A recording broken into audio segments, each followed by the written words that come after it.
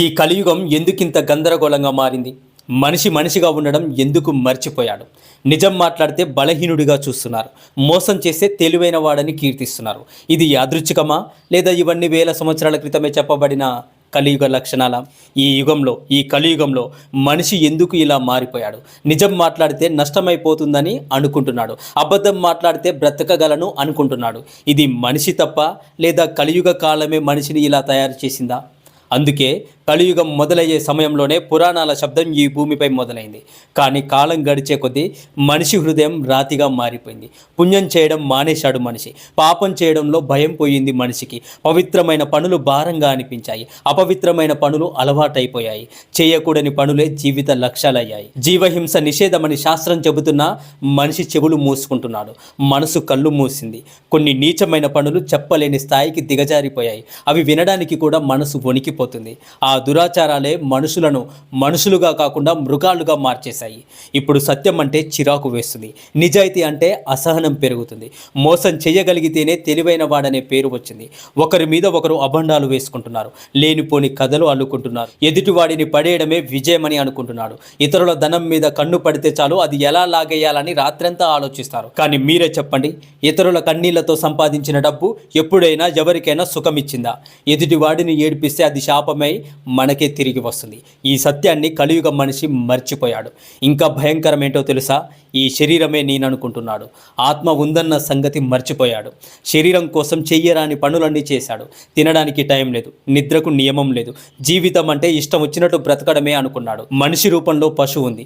ముఖ్యంగా స్త్రీపై అతని దృష్టి మారిపోయింది. తల్లిని దేవతగా చూడలేకపోయాడు. భార్యను భోగ వస్తువులా మార్చాడు. కట్నం కోసం తన జీవిత భాగస్వామిని నరకంలోకి నెట్టేశాడు. మీరే చెప్పండి, భార్యను ఏడిపించిన వాడు ఎప్పుడైనా ఎక్కడైనా చరిత్రలో బాగుపడ్డట్లు మీరు విన్నారా? ఈ లోకంలో స్త్రీ హత్య కంటే భయంకరమైన పాపం మరొకటి లేనేలేదు. ఆడదంటే వంటింటి బానిస కాదు, భోగ వస్తువు అసలే కాదు, ఆమెనే జీవనానికి ఆధారం అని తెలుసుకోవాలి. కానీ ఈ కలియుగం ఆ సత్యాన్నే తుడిచివేసింది. భూమిని అమ్మేస్తున్నారు, వ్యవసాయాన్ని త్యాగం చేస్తున్నారు, కొండలను నరికేస్తున్నారు, చెట్లను నరికేస్తున్నారు, నదులను బంధిస్తున్నారు. ఇంకా వేదాలు చదివిన వాడే వేదాన్ని డబ్బు కోసం అమ్మేసుకుంటున్నాడు. ధర్మం కూడా వ్యాపారంగా మారిపోయింది ఈ కలియుగంలో. ఇలాంటి కలియుగంలో మనిషి ఎలా బ్రతకాలి? ఇలాంటి కలియుగంలో, ఇలాంటి కలికాలంలో మనసు ఎలా శుద్ధి కావాలి? ఇలాంటి కలియుగంలో మనిషిని నిలబెట్టే శక్తి ఏది? పాపాలతో నిండిన ఈ కలికాలంలో రక్షణ ఇచ్చే మార్గం ఏది? ఈ ప్రశ్నలన్నింటికీ సమాధానమే శివపురాణం. శివపురాణం కేవలం ఒక కథ కాదు. శివపురాణం ఒక శుద్ధి ప్రక్రియ. శివపురాణం వినగానే పాపం వెనక్కి తగ్గుతుంది, మనసు తేలిక పడుతుంది, జీవితానికి అర్థం కనిపిస్తుంది. శివపురాణం చెవిలో పడితే భయానికి చోటు ఉండదు, నిరాశకి స్థానం ఉండదు. కలియుగం కూడా తల వంచుతుంది శివపురాణం వింటే. అంతెందుకు, దేవతలు కూడా మానవుల నోటి వెంట ఈ శివపురాణం వినాలని ఎదురు చూస్తూ ఉంటారు. ఇలాంటి కలియుగంలో మనసును కాపాడుకోవాలి, జీవితాన్ని శుద్ధి చేసుకోవాలి, శివకృపను అనుభవించాలి. అందుకే శివపురాణం వినండి, శ్రద్ధగా వినండి. శివుని కథ కాదు ఇది, శివుడే మన జీవితంలోకి ప్రవేశించే మార్గం ఇది. వేదం అంటే అది అమ్ముకునే వస్తువు కాదు, అది అమ్మితే వచ్చే ధనం కాదు, అది అమ్మితే పోయేది మన ఆత్మ గౌరవం. కానీ కలియుగం వేదాన్ని కూడా వ్యాపారంగా మార్చే చేతులను తయారు చేసింది. పండితులమని చెప్పుకునే కొందరి హృదయంలో దయ లేదు, వినయం లేదు, ఉన్నది ఒక్కటే అహంకారం. మాకే అన్ని తెలుసు అనే మాటలతోనే వాళ్ళు తలుపులు మూసుకుంటున్నారు. వినడం మానేశారు, గ్రహించడం మర్చిపోయారు. నిజం చెప్పాలంటే పురాణం వినలేని వాడే నిజమైన పేదవాడు. ఎందుకంటే వాడికి జ్ఞానం లేదు కాబట్టి కాదు, వాడికి అహంకారం ఎక్కువ కాబట్టి. మీరు ఈ వీడియో వింటున్నారంటే మీకు అహంకారం లేదని అర్థం. మీరు ఇంత శ్రద్ధగా వింటున్నారంటే మీ గుండెల్లో ఇంకా శివతత్వం మిగిలే ఉంది. కానీ ఈ కలియుగంలో చాలామందికి జ్ఞానం కంటే మాకే అన్నీ తెలుసు అనే గర్వమే ఎక్కువ ఉంది. ఆ గర్వమే చివరికి మనిషిని నాశనం చేస్తుంది. పుచ్చుకోకూడని దానాన్ని దానంగా పుచ్చుకొని పవిత్రతను కోల్పోతున్నారు. ధర్మం అంటే భయం వేస్తుంది, ధర్మం అంటే విసుగు వేస్తుంది, ధర్మ కార్యాలంటే అభిరుచి లేని కాలం ఇది. ఇక ధనం ధనం ధనం అంటూ ధనమే దేవుడిగా మారిపోయిన కలియుగం ఇది. అన్నం పెట్టే చేతులు తగ్గిపోయాయి, దానం చేసే మనసులు ఎండిపోయాయి. గోవు అంటే తల్లితో సమానం. పోషించాల్సిన గోవును హింసిస్తున్నారు. ప్రదక్షిణ చేయాల్సిన గోమాతను పశువుగా చూస్తున్నారు. ఇదే కలియుగం యొక్క దురదృష్టం. గోమాతను పశువుగా చూసే చూపే మనిషిని పశువుగా మారుస్తుంది. అది తెలియని అజ్ఞానమే నిజమైన మహాపాపం. శ్రీకృష్ణుడు గోవుని ఎందుకు పూజించాడు? శ్రీరామచంద్రుడు గోవుని ఎందుకు గౌరవించాడు? మహాత్ములంతా గోమాత ముందు ఎందుకు తల వంచారు? ఎందుకంటే ఆ గోమాతలో వేదాలున్నాయి, గోమాతలో పురాణాలున్నాయి, గోమాతలో ఉపనిషత్తులున్నాయి. గోదానం అన్న మాట అంత పవిత్రంగా ఎందుకు పుట్టిందో అది తెలిసిన వాడు గోవుని ఎప్పటికీ తక్కువ చేసి చూడడు. కానీ చదువుకున్న మూర్ఖుడు అదే గోవుని తిడతాడు, దేవుణ్ణే ప్రశ్నిస్తాడు, పండితుణ్ణి ఎగతాళి చేస్తాడు, గుడిలోనే దేవుడు ఉంటాడా అని ప్రశ్నిస్తాడు. అవును, నిజమే, వాడు చదువుకున్నాడు, కానీ ఆ చదువు వివాదానికి ఉపయోగపడింది తప్ప వివేకానికి కాదు. అటువంటి వాడిని శాస్త్రాలు ఏమంటాయో తెలుసా? జ్ఞానఖలుడు, చదువుకున్న మూర్ఖుడు అని అంటాయి. అలాంటి వాడి హృదయంలో సరస్వతి తల్లి కూడా నిశ్శబ్దంగా ఏడుస్తుందట. ఇలాంటి వాళ్ళు కలియుగంలో పెరుగుతారు. గురువుల మాటను గ్రహించలేని అంధులు పెరుగుతారు. ఇలాంటి అంధకార యుగంలో మనకు మిగిలిన ఒకే ఒక్క దారి శివపురాణం వినడం, శివుడి ముందు తల వంచడం, భక్తిగా శివుణ్ణి శరణు కోరడం. ఈ ప్రపంచంలో మనిషి చేయగలిగే అతి గొప్ప ధర్మం ఏంటో తెలుసా? పరోపకారం.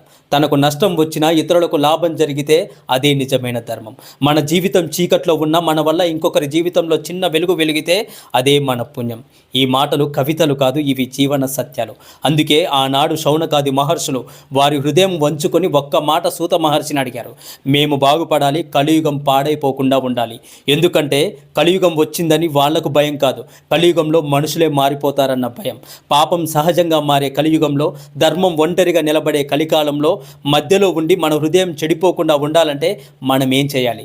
శివపురాణానికి ప్రాణం పోసిన క్షణం మొదలైంది. ఇంకెంతకాలం మనిషిని పాపం అంటిపెట్టుకుంటుంది? శివకథ చెవిలో పడేంత వరకే. ఇంకెంతకాలం హృదయంలో అపరాధ భావం మండుతూ ఉంటుంది? శివుని యొక్క నామం వినేంత వరకే. ఇంకెంతకాలం మనిషిని శాపం వెంబడిస్తుంది? శివపురాణం విననంత వరకే. శివపురాణం చెవుల్లో పడిన క్షణం పాపం వెనక్కి తగ్గుతుంది, బాధ వెనక్కి తగ్గుతుంది, చీకటి వెనక్కి తగ్గుతుంది, మనిషి లోపల నెమ్మదిగా వెలుగు మొదలవుతుంది. ఇది అద్భుతం కాదు, ఇదే శివతత్వం. ఈ భూలోకంలో పురాణాలన్నీ గొప్పవే, కానీ శివపురాణం వెలుగులోకి వచ్చినప్పుడు మిగిలిన పురాణాలన్నీ దాని నీడలోనే నిలబడతాయి. ఎందుకంటే శివపురాణం అన్ని పురాణాలకు మూలం. శివపురాణం కలియుగ పాపాల్ని ఒక్కొక్కటిగా కడిగి వేస్తుంది. ఇందులో శివుడి లీలలే కాదు, మనిషికి కావలసిన 4 దారులు కూడా ఉన్నాయి. ధర్మం, అర్థం, కామం, మోక్షం. జీవితానికి మార్గం, మరణానికి అర్థం, మోక్షానికి ద్వారం అన్నీ ఒక్క శివపురాణంలోనే మనకు లభిస్తాయి. మంత్రాలు ఉన్నాయి, ఉపాసనలు ఉన్నాయి, కానీ వాటికన్నా ఎక్కువగా మనిషిని మనిషిగా మార్చే శక్తి శివపురాణానికి ఉంటుంది. అందుకే ఈ కలియుగంలో మనం నిలబడాలంటే వాదంతో కాదు, వినయంతో, అహంకారంతో కాదు, శివనామ స్మరణతో మాత్రమే సాధ్యమవుతుంది. ఇదే శివపురాణం మొదలయ్యే ముందు మన హృదయంలో చేరాల్సిన స్థితి. ఒకప్పుడు లోకాన్ని పైనుంచి కాదు, లోపల నుంచి చూసిన ఒక మహానుభావుడు ఉన్నాడు. ఆయనే వేదవ్యాస మహర్షి. ఆయన మానవులను చూశాడు, వాళ్ళ బలహీనతలను చూశాడు. అప్పుడు ఆయనకు జాలి వచ్చింది. కోపం కాదు, తిరస్కారం కాదు, కేవలం జాలి. ఇవాల్టి మనుషులు తపస్సు చేయలేరు, యాగాలు చేయలేరు, కఠిన నియమాలు పాటించలేరు అని తెలిసిన వేదవ్యాస మహర్షి కలియుగంలో అశ్వమేధ యాగం చేయడం అసాధ్యం, ఈ యాగాల వచ్చే పుణ్యఫలం మనిషికి దక్కకూడదా? అందుకే ఆయన ఒక దారిని చూపించాడు. కఠిన కర్మల దారి కాదు అది, సులభమైన వినయ దారి అది. శివపురాణాన్ని పూర్ణ శ్రద్ధతో వినడమే. అది విన్న క్షణమే 1000 అశ్వమేధ యాగాల ఫలితం లభిస్తుంది, అనేక గోదానాల పుణ్యం లభిస్తుంది, ఎన్నో తీర్థయాత్రలు చేసిన ఫలితం లభిస్తుంది, అనేక దానాల శక్తి అన్ని ఒక్క క్షణంలోనే పొందుతాడు. ఎవరు నిత్యం గాయత్రి మంత్రం జపిస్తారో, ఎవరు ప్రతిరోజు సంధ్యావందనం విడిచిపెట్టరో వాళ్లకు వచ్చే ఫలితం ఒక్కసారి శివపురాణం శ్రద్ధతో విన్న వారికి లభిస్తుంది. ఎవరు ఉపవాసాలు చేస్తారో, ఎవరు రాత్రి జాగరణ చేసి పరమేశ్వరుని నిత్యం తలుస్తారో వాళ్లకు వచ్చిన పుణ్యం కంటే ఎక్కువ పుణ్యం శివపురాణం విన్నవాడికి లభిస్తుంది. ఇవి మాటలు కాదు, ఇవి మహర్షుల నిర్ణయం. ఈ పురాణం ఎప్పుడైనా వినొచ్చు, కానీ చతుర్దశి నాడు వింటే దాని శక్తి మౌనంగా పెరుగుతుంది. శివపురాణం వినండి, ఉపవాసం ఉండగలిగితే ఉండండి, రాత్రి జాగరణ చేయగలిగితే చేయండి, వీలున్నంత వరకు ఓం నమ శివాయ అంటూ నామస్మరణ చేయండి. శివనామం మనసులో నిండితే చాలు. ఇంత గొప్పదైన ఈ శివపురాణాన్ని వినాలని ఎవరు ఎదురు చూస్తారో తెలుసా? ఇంద్రదేవుడు, వరుణదేవుడు, అగ్నిదేవుడు, వాయుదేవుడు, అందరూ దేవతలు శివపురాణం వినాలని ఎదురు చూస్తూ ఉంటారు. కానీ వాళ్లకు ఆ భాగ్యం లేనే లేదు. ఎందుకంటే శివపురాణం దేవతల ద్వారా వినకూడదు, మనుషుల ద్వారా మాత్రమే శివపురాణం వినాలి. ఇది నియమం. అందుకే మానవ లోకంలో ఎక్కడ శివపురాణం జరుగుతుందో అక్కడికి దేవతలు అదృశ్యంగా వస్తారు. మనతో పాటు వాళ్ళు కూర్చొని శివపురాణం వింటారు. ఈ శివపురాణం దేవతలకు ఆనందాన్ని కలిగిస్తుంది. మనసు లగ్నం చేసి శ్రద్ధగా వింటే 3 రోజులు చాలు. 3 రోజుల్లోనే మనిషి లోపల శుద్ధి మొదలవుతుంది, పాపం కరిగిపోతుంది, మనసు తేలికవుతుంది. ఈ శివపురాణం జరుగుతున్న రోజుల్లో మర్రి చెట్టుకు లేదా మారేడు చెట్టుకు ఎక్కడ కనిపిస్తే అక్కడ 3 ప్రదక్షిణలు చేయండి. తెలియక చేసిన తప్పులు, తెలిసి చేసిన తప్పులు అన్నీ నెమ్మదిగా విడిచిపోతాయి. అసలు నిజానికి శివపురాణం రాసిన వారు ఎవరో తెలుసా? ఈశ్వరుడే, శివుడే. ఆయన 12 సంహితలుగా శివపురాణం రాశారు. వాటి పేర్లు ఏంటో తెలుసా? విద్వేశ్వర సంహిత, రుద్ర సంహిత, వినాయక సంహిత, ఉమా సంహిత, మాతృ సంహిత, ఏకాదశ రుద్ర సంహిత, కైలాస సంహిత, శతరుద్ర సంహిత, కోటి రుద్ర సంహిత, సహస్ర కోటి రుద్ర సంహిత, వాయు సంహిత, ధర్మ సంహిత. 12 సంహితలు, లక్ష సంఖ్యలో శ్లోకాలు. అప్పుడు మాతా పార్వతీదేవి వచ్చి పరమేశ్వరుని అడిగింది. ఐశ్వర్యంతో రాసిన ఈ శివపురాణం ఈ మానవులు ఎప్పుడు చదవాలి, ఎప్పుడు వింటారో? వారి జీవితాలు సరిపోవు. కొంచెం మానవుల కోసం క్లుప్తం చేయండి మహాదేవా అని వేడుకుంది అమ్మవారు. శివుడు జాలిపడ్డాడు. ఆ దివ్య కృపతో మానవుల కోసమే జాలిపడి వేదవ్యాసుని పిలిచాడు. వేదవ్యాస, ఈ శివపురాణం ప్రజల కోసం సులభంగా రాయండి అని ఆజ్ఞాపించాడు శివుడు. వేదవ్యాసుడు 24,000 శ్లోకాలలో రాశారు. 12 సంహితలను వేరు చేసి 7 సంహితలుగా మార్చాడు. మొత్తం 24,000 శ్లోకాలు. ప్రతి శ్లోకం మధురమైనది. ప్రతి శ్లోకం మనసును కదిలిస్తుంది. ప్రతి శ్లోకం మన పాపాలను కరిగిస్తుంది. ఈ శివపురాణంలో క్షేత్రాల లీలలు, లింగోద్భవ కాలాలు, శివుని పూజలు, సతీదేవి కళ్యాణము, పార్వతీదేవి కళ్యాణము, గణపతి దేవుని పుట్టుక, కుమారస్వామి జననము, తారకాసుర మరణం, మొత్తం 12 జ్యోతిర్లింగాలు శివపురాణంలో వివరించబడ్డాయి.